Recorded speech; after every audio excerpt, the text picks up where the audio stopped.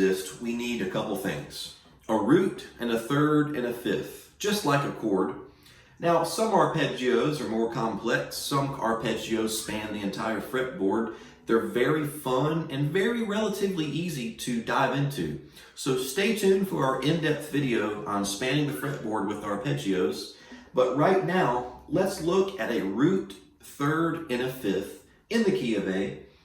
And we're going to experiment with adding major seventh and flat seven to hear the sound of dominant and major in an arpeggio style form. A lot of great stuff can come from this lesson here. So if you're getting started on the guitar and you want to expand your vocabulary and your voicings and your shapes and phrases, and honestly, lead licks can come out of arpeggios, and it's a great way when you break down a chord to see what's going on. Here we go.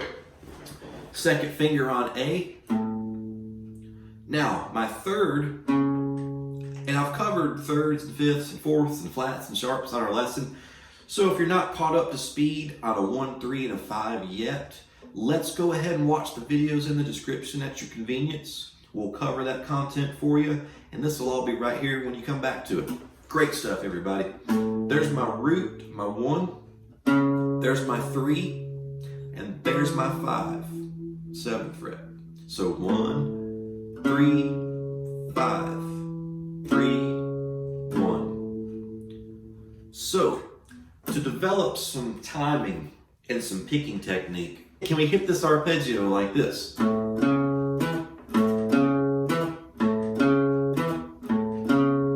Root, third, fifth, root, third, fifth, root, third, fifth.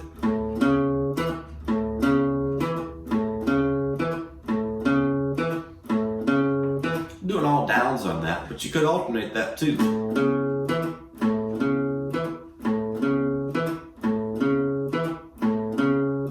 Can you do that? That's step 1. We gotta get that down. You can do this.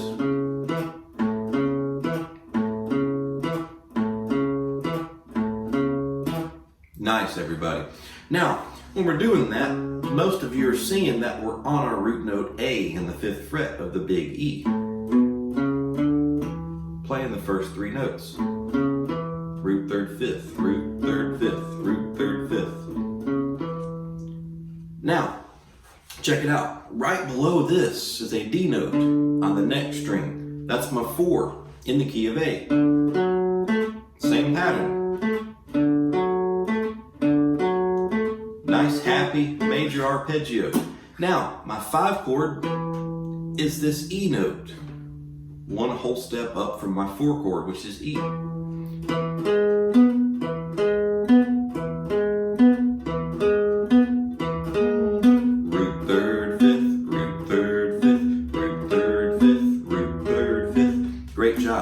So, that's pretty much the exercise, everybody.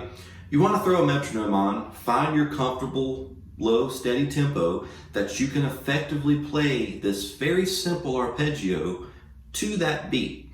Now, I don't have a metronome today, but I'm just showing you the pattern. 1, 2, 3, 4, 5. That's my major scale, so I'm only playing my 1, 3, 5. So let's practice that. Da, da, da. Da da da da da da da da da da.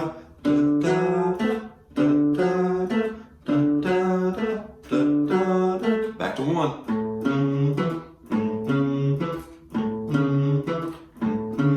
Let's go to 5.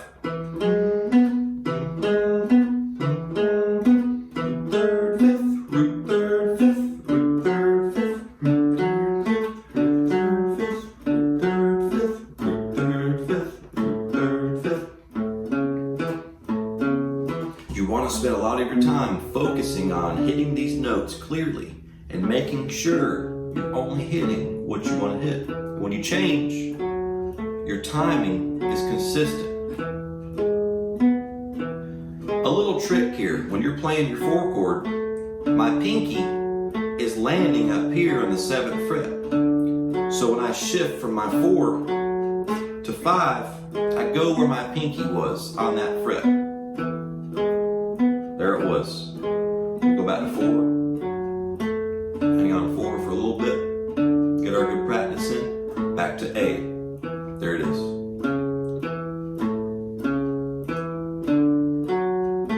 So just practice that at the house.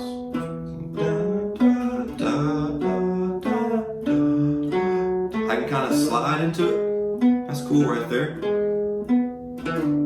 That's cool too. Slide.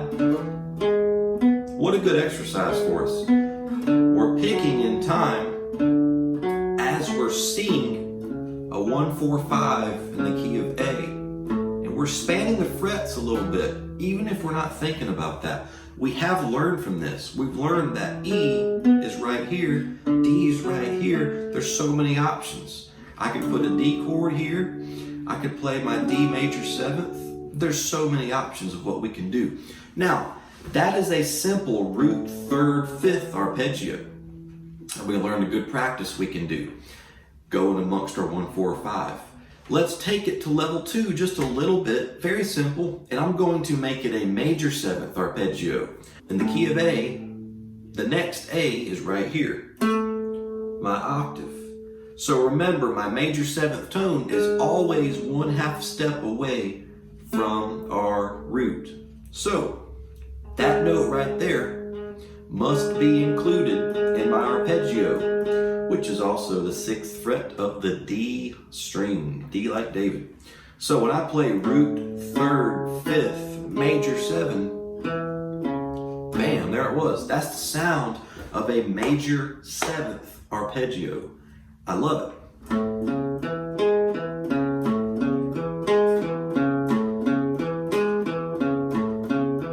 Let's go to D.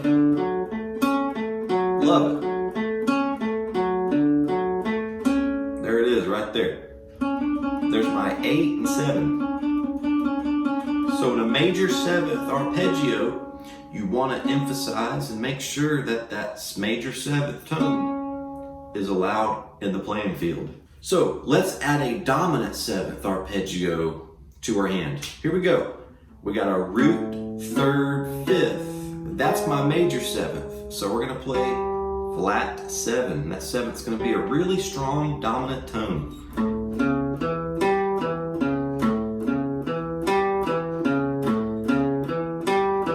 That is an A dominant 7 arpeggio.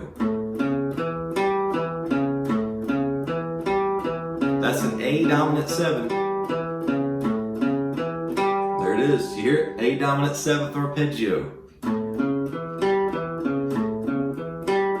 Let's go down to our D dominant 7th arpeggio.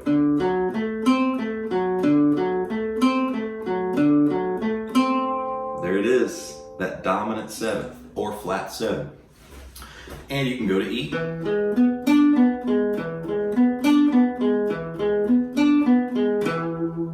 So a great exercise is to cycle between your 1, 4, and 5 using these arpeggios. So today we've learned what makes a dominant 7, what makes a major 7, and the good old major when you kind of just play the 8th tone or the root again. So I hope this helped you out.